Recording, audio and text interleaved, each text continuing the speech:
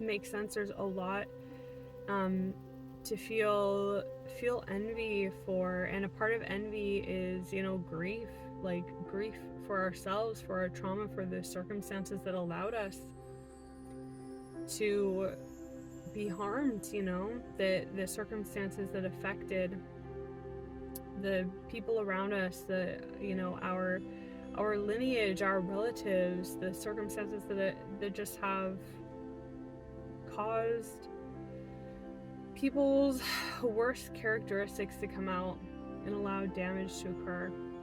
I think it's important to take stock of these things and somehow, we gotta incorporate it somehow, be able to understand that maybe this is a part of our identity, that whatever, a part of that way to transmute this grief and disgust and anger and envy for the limitations, our unique limitations, our unique injuries and traumas. A part of that can be to be like, what do we believe was missing, or the things that were at play that allowed us through all the cycles of, I don't know how long in history you want to go back, but what do you feel like for yourself were the kind of societal, systemic forces, the philosophies, the narratives that allowed this trauma to occur, and for us to actually really be set back? It takes courage to admit that we are set back and traumatized because of forces out there in the world.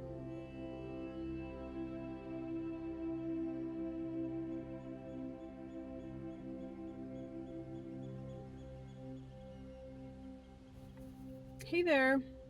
So this past couple of weeks has been a big blur for me. It has been starting Amazon delivery again, and I'm grateful for it. There's been a lot of ups and downs. There's been moments where I feel really stuck. I feel really in pain, and it doesn't feel worth it, and I have just kind of gone through those cycles, and through talking with people who I care about and who care about me, I've been able to have a different insight into the overall process that is occurring.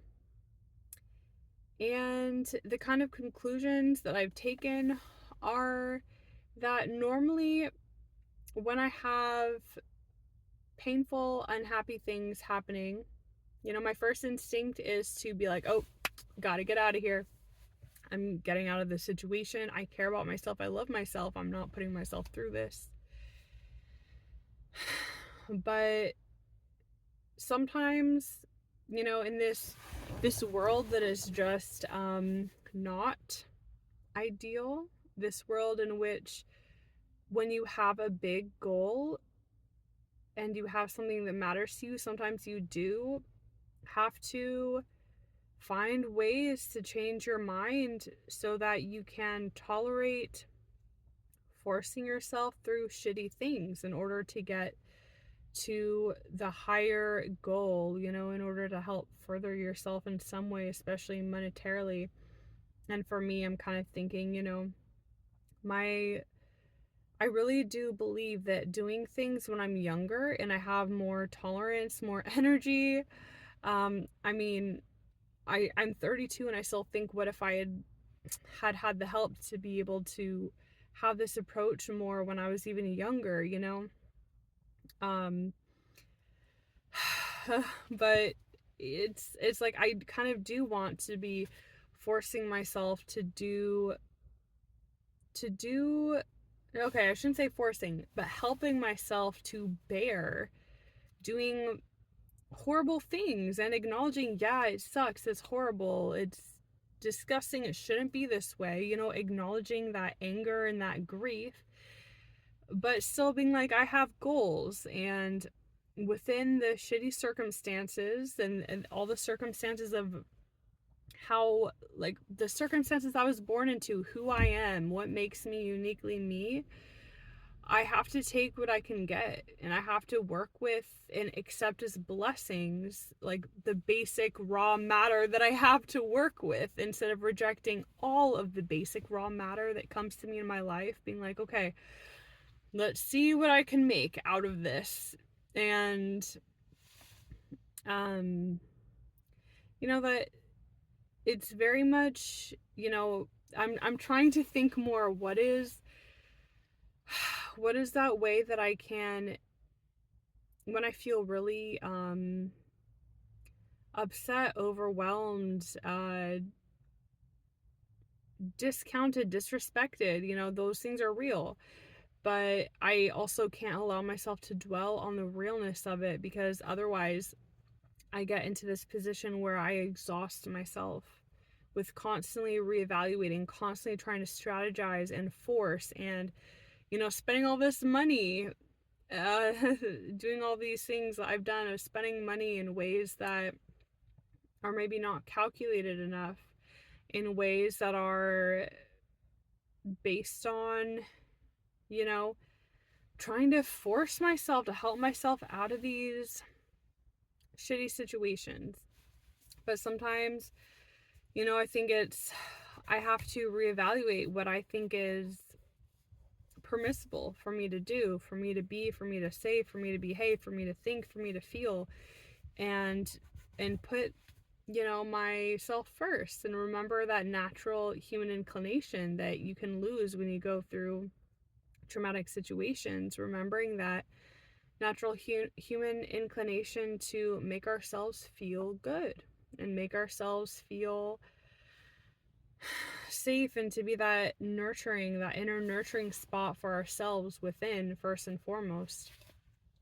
So yeah, and one of those things for me, or a part of that, is realizing that I tend to become really nihilistic, where I feel like I am strategizing so hard, putting so much effort, energy, taking risks to make my dreams come true, so I can be the hero, so I can be safe, so I can do good things, like help my loved ones, and just like shut out the filth in the world, and protect myself, and be like healthy and happy, and it is exhausting for me, I realized. And it takes this, it makes me kind of feel like, um when, if I continue exhausting myself, the other option, if I don't want to be exhausting myself trying all these options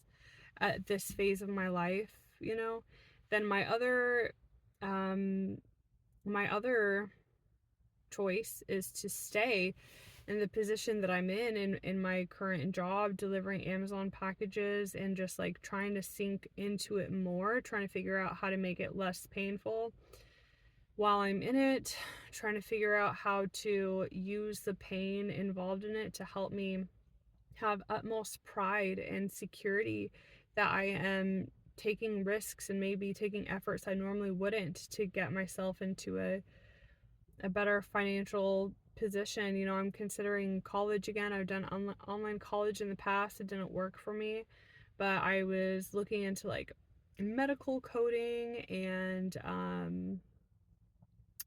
women's studies, and the option of maybe just doing like audited, I think it's called like audited college or something. It's like you can go to community college classes more so for the knowledge and to meet people, and just to be in a supportive environment, rather than getting college credits from it. So I'm looking into these options.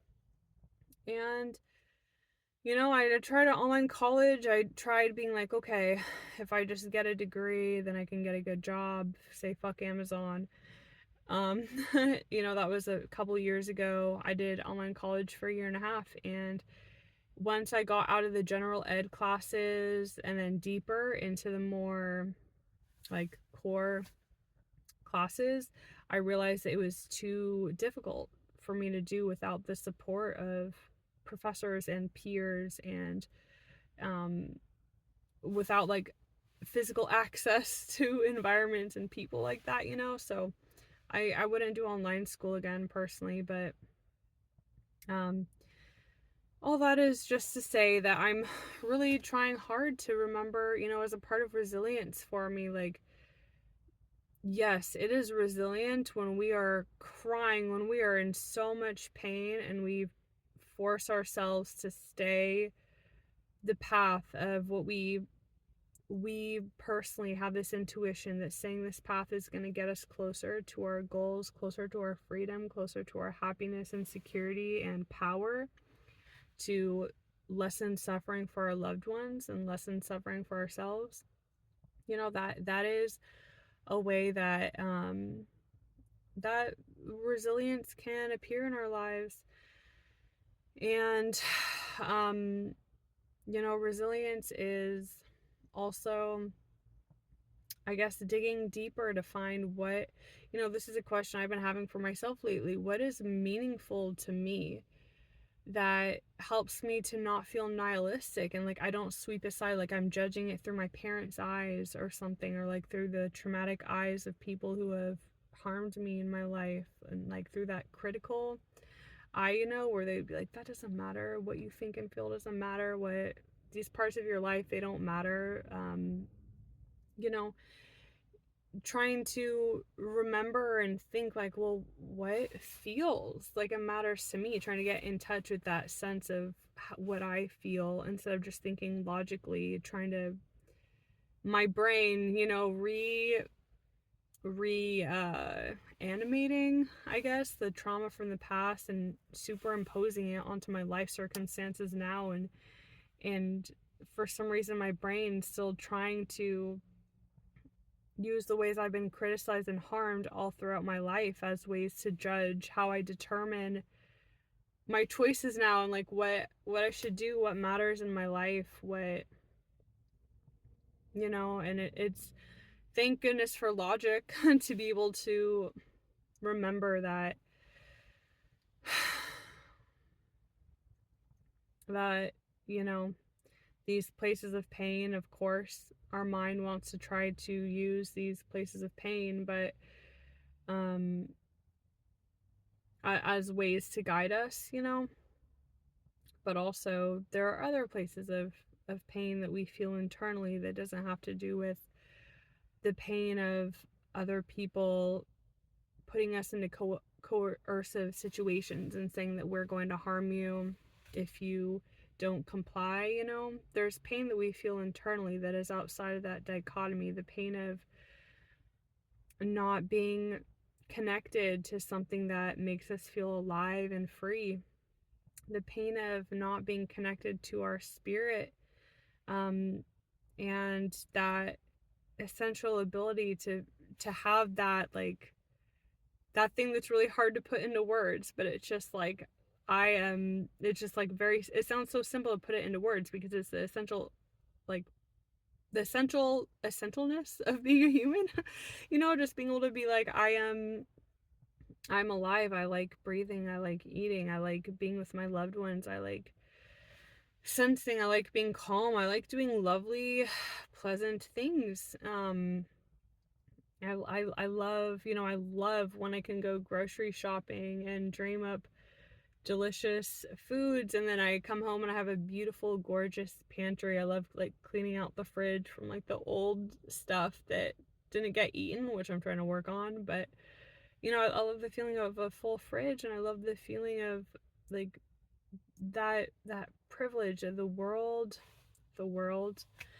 kind of can look down on and have a lot of criticisms about, but I love just being able to lay down with my boyfriend and just be able to like lay in each other's arms and just be like, we are safe and warm, and like that, like everything can be perfect in those moments and just be like, it's beautiful, you know and I just very much want to not look at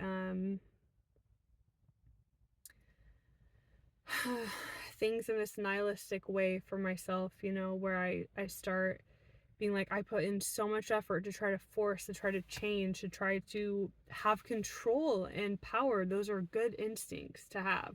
Those are good things to want to have, but Sometimes I feel like it makes me feel less in control. It gives me less power when I'm trying to so intensely with this sense of fear and pressure. I'm trying to just like grab it and like look for it and be like, is this it? Is this it? Is this it? You know, because it's that question of, is this it? Instead of me just being like, oh, this is it. It's more this like really anxious searching and question of, is this it? I'm like, I don't know, something to do with scarcity mode. So So, yeah, I am very much just feeling like it's beautiful to, um, when I am feeling like life is overwhelming, when I'm feeling like what I am doing, it feels pointless. I'm going to Amazon, I'm working at Amazon. There's people being sexist, disgusting, just control, power tripping freaks, all kinds of disgusting things that make me angry, and it rightfully should. That's a normal, healthy response to that kind of filth. When you're surrounded by that, it can get really easy to be like, what is the point of this? You know? What is the point of forcing myself through this? What is the point of the pain? And what I'm trying to do is just to be like, no, I can't let those disgusting outside forces cause me to doubt myself, cause me to doubt my purpose, cause me to doubt my intrinsic motivation and goals. Like, Amazon is just a means to an end for me. And I have this natural inclination, where I want to be emotionally invested in the people around me because I'm a kind and good person, like so many of us are. But that is, I also can't predicate my sense of being a good person on my ability to emotionally connect with people who, it's just setting myself up for failure, it's setting them up for failure, it's setting them up to be demonized, it's setting me up to feel hurt without recourse, for me to feel less empowered. So I'm really trying to learn, I don't always have to be authentic, in the sense that I don't always have to have what I present outwardly and what I feel. I don't have to have that match up. So I'm starting to feel like authenticity is actually, I guess I'm just starting to learn more nuance to how I see authenticity. That authenticity is not so much in being like, I always need um to smile to somebody and be thinking to myself, like trying to trick myself to be like, yes, I'm smiling because this is a good person and everything's safe. I don't need to be telling myself that. I can be like, I'm smiling because I don't want to, um, I'm not smiling because I like this person or because I want them to like me. I'm smiling because I just want to not care and be able to focus on my goal, which is to stay in this job so I can pay off my debt, so that I can have more clarity as to what my next steps are. And it can, there's a lot of grief I have, right? So many of us do, a lot of grief and disgust for why we are even in these situations in the first place. And there's a lot of envy to look on the internet and see so many people doing the things that we want to do in the positions that we wish we could be in, the kind of lifestyles, the kind of financial security, the kind of security for a future, the kind of belonging to a community and feeling secure in your identity and yourself. It makes sense. There's a lot to feel envy for, and a part of envy is grief, like grief for ourselves, for our trauma, for the circumstances that allowed us to be harmed, the circumstances that affected the people around us, our lineage, our relatives, the circumstances that just have caused people's worst characteristics to come out and allow damage to occur. I think it's important to take stock of these things And somehow, I mean, we got to incorporate it somehow, you know, to be able to understand that maybe this is a part of our identity, that whatever, you know, a part of that way to transmute this grief and disgust and anger and envy for the limitations, our unique limitations, our unique injuries and traumas. A part of that can be to be like, what do we believe was missing, or the things that were at play that allowed us through all the cycles of, you know, I don't know how long in history you want to go back, but what do you feel like for yourself were the kind of societal, systemic forces, the philosophies, the narratives that allowed this trauma to occur, and for us to actually really be set back? You know, it takes courage to admit that we are set back and traumatized because of forces out there in the world, and that it had a real impact on us, you know. But to me, that is the important part of authenticity, and being able to be, I don't know, just not allow these things to be swept under the rug, and help other people to not be harmed by it like we have been. So that is something that I've been thinking a lot about lately. And yeah, it feels like a warm blanket for me. A warm blanket in the midst of all this nonsense. How to, you know, find some kind of peace and meaning, and feeling like I've like arrived, you know, like I can just do, like I want to get to that place where I can feel like I'm not having to always stretch to be perfectionistic to find the answer, to find who I am, to find what role I play.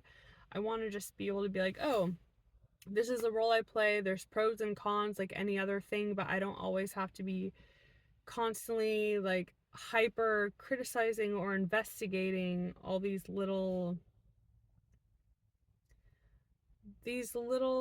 dimensions, you know. And like hyper analyzing myself or hyper analyzing others, or feeling like I'm in a combative environment. I very much want to be in an environment where I can generally agree with the people in it, even if I have some different perspectives and other people have different perspectives from me. And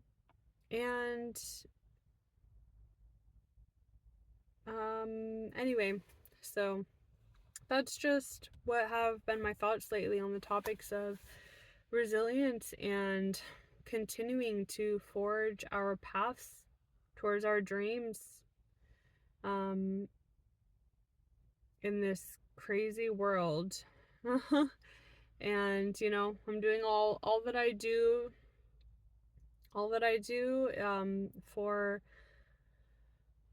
for my ability to die well. And basically, when I'm older, as I continue getting weaker and less capable, and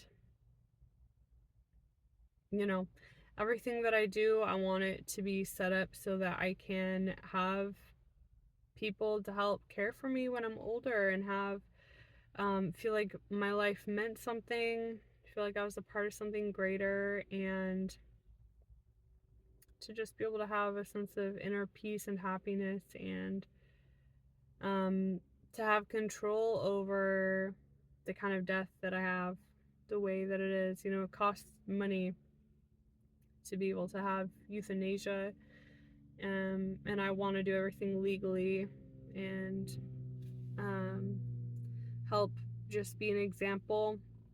That, what is it, like, it's like a death doula or something. I don't really know about this stuff too much, but I really love the idea of a death doula, that just as you have birth doulas, you have death doulas. And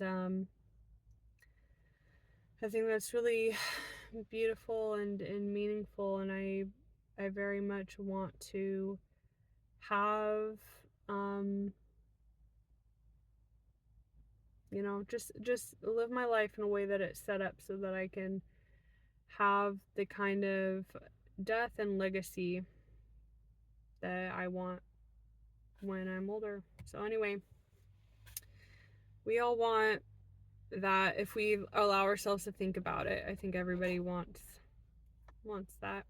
So thank you for listening, and I'd love to hear your thoughts on any of these topics that I've talked about, or any of the struggles that you are going through. And anyway, take care. Bye.